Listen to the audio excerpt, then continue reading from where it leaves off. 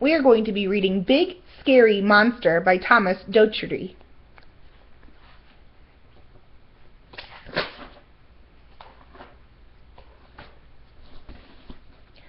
On top of a mountain, not very far from here, there once lived a big, scary monster.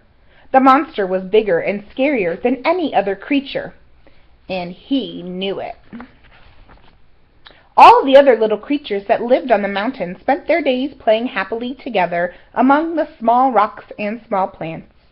But the big, scary monster was never far away, and suddenly, when they least expected it, boo! As time went by, the little creatures learned to hide from the big, scary monster. He soon got bored because he couldn't find anyone to scare. One day, as he stood at the top of the mountain and looked down into the valley, he saw many other creatures playing happily in the valley below. "I'll go down there and scare them," he said to himself. So off he went down the mountain.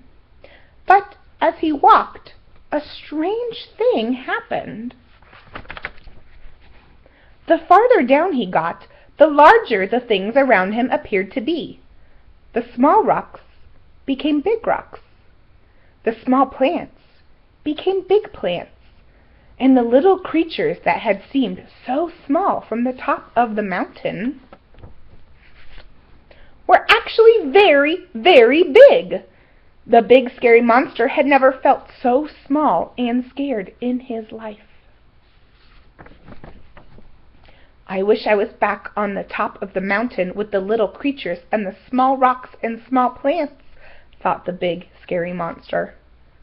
He found a big rock that he could hide behind. Then, suddenly, when he least expected it, boo!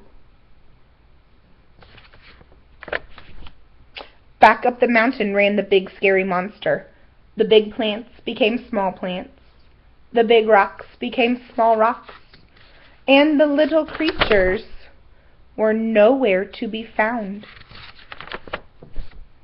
The big, scary monster felt so alone that he sat down and started to cry.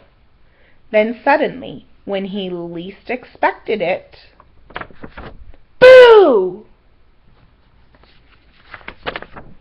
The big, scary monster was so pleased to see the little creatures that he forgot all about being big and scary. From that day forward, everyone became friends and played happily together at the top of the mountain. And can you guess what their favorite game was? Boo! I hope you enjoyed Big Scary Monster.